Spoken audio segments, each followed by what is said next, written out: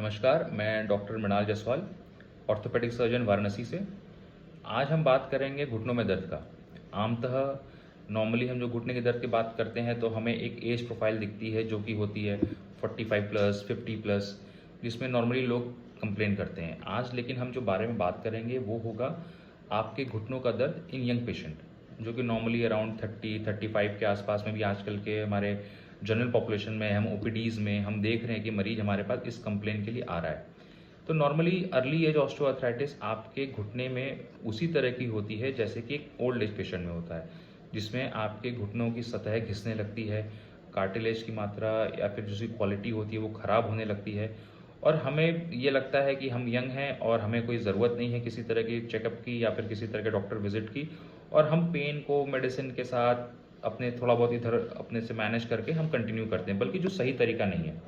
कई बार हम लोग जब अपने रेगुलर प्रैक्टिस में देखते हैं कि यंग पेशेंट जो होते हैं कि जो जिस तरह के नी पेन कंप्लेन के साथ आते हैं, इवेंचुअली डायग्नोसिस करने के बाद और इन्वेस्टिगेशन से जब हम उनको फर्दर फॉलो अप करते हैं तो पाते हैं कि उनके अंदर कोई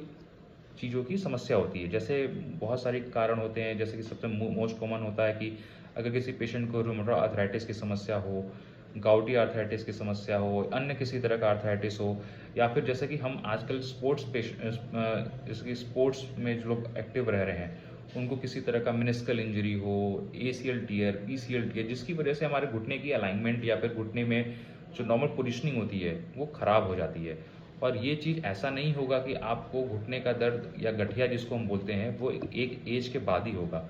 तो अगर आपकी उम्र कम है, 30 साल 35 साल के आसपास की है,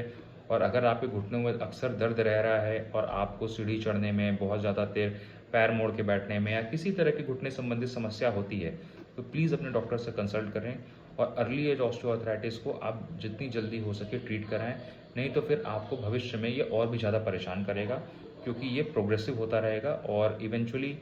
हम आपको एक घुटना नहीं काम करना किसी भी पेशेंट के लिए या